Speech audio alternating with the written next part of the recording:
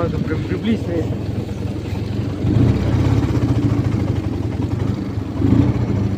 Видно? Да хуй знает, вроде нормально.